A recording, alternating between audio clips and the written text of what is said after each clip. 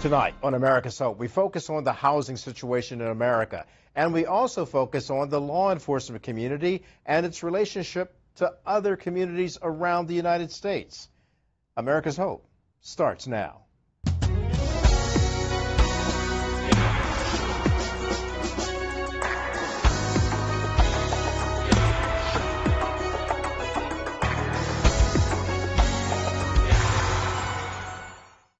From the MTD Global Headquarters, I'm Kelly Wright, and this is America's Hope. We thank you for joining us this hour, and wherever you are, we do hope that you're safe and well, taking care of yourself and your family because you matter.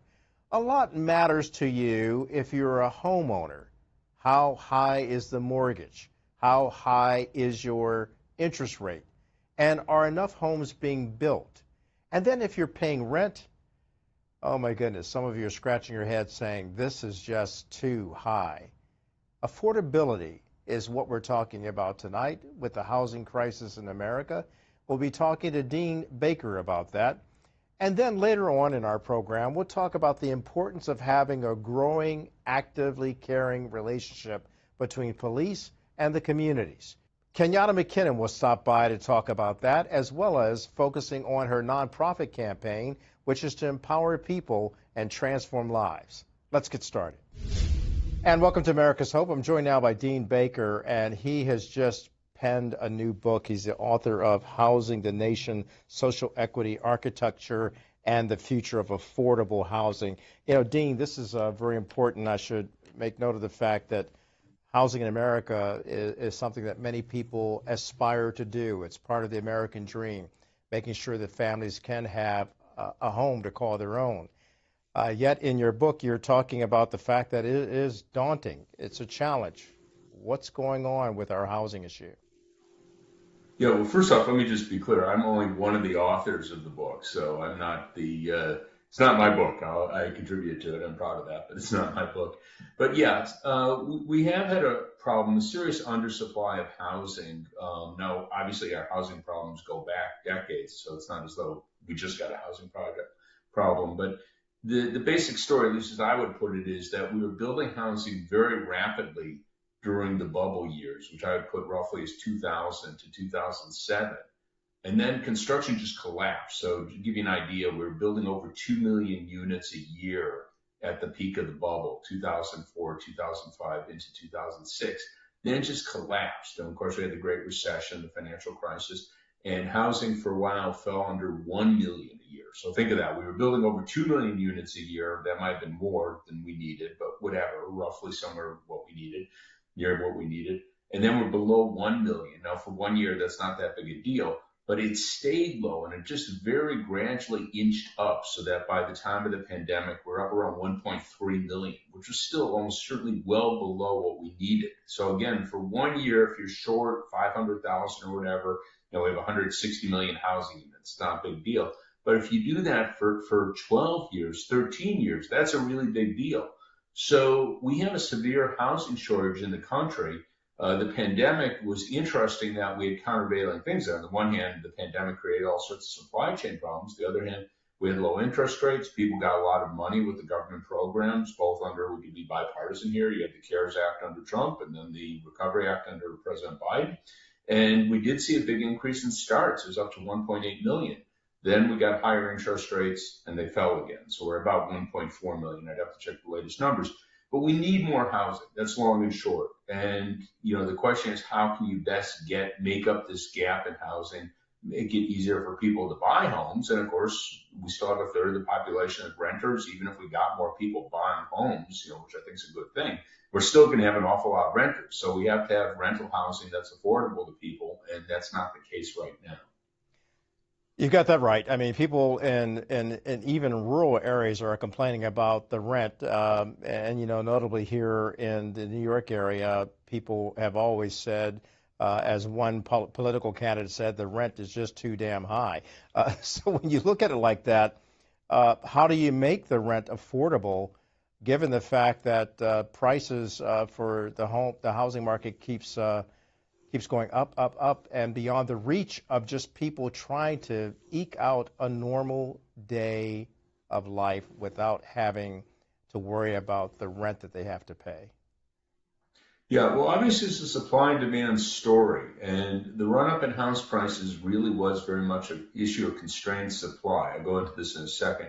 But again, you go over a long period where we underproduce housing, over a decade where we're producing, probably less than, 700,000 a year fewer houses than we should have been. And that adds up over a decade, more than a decade. So we need to address the supply side. Now, there was an unusual story with the pandemic that is something really none of us, certainly I didn't predict, I don't know anyone predicted. We had this huge surge in work from home. So you had a lot of people, disproportionately higher end people. I mean, you can't be a manufacturing worker working from home, a retail worker working from home.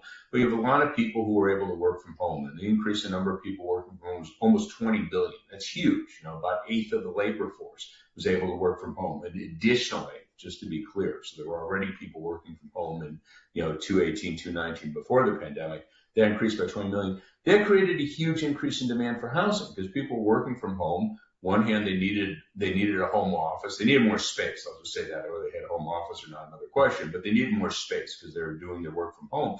The other thing is they had more money to pay for it because they weren't commuting. So people used to spend money driving their car into work, and they had to get business clothes for work. They saved a lot of money. They could afford to get a bigger home, whatever.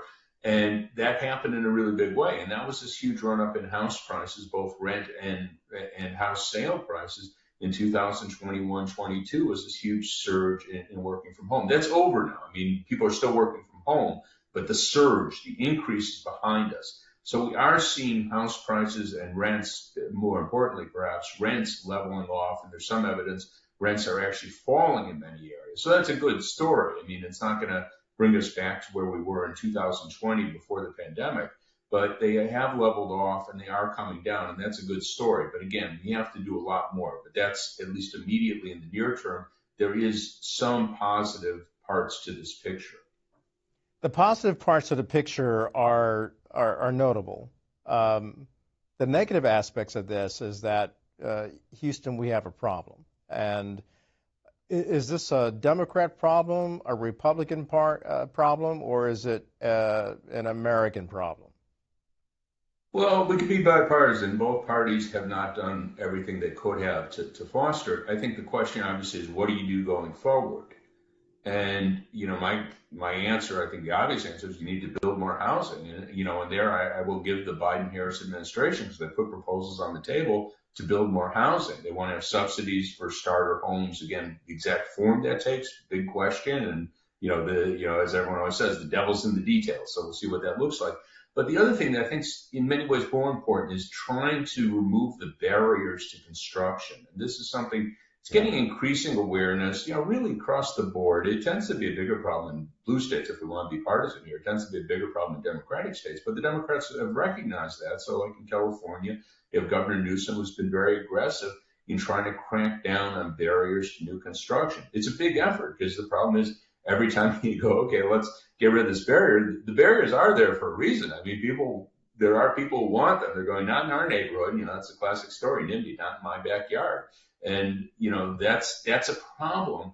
But I think there are growing efforts to overcome that. And that's something that both President Biden and Vice President Harris has talked about, that they want to try to overcome those barriers, give local governments an incentive, put money on the table, go, here's money. If you could overcome those barriers, if you can build more units, here's money. And also, highlight the places that are successful. So some places have had a lot of new construction. Minneapolis has had a lot of new construction in the last 5 years because, again, it's been deliberate policy. They've tried to promote new construction. So I think the question is, how do you go forward? And again, I'm not to be hugely partisan. I mean, I can identify the policies that President Biden, Vice President Harris have put on the table. I don't know, maybe Donald Trump has said things along these lines. I've not seen it, I'll just say that.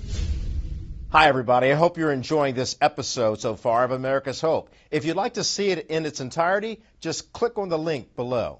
Thanks for watching.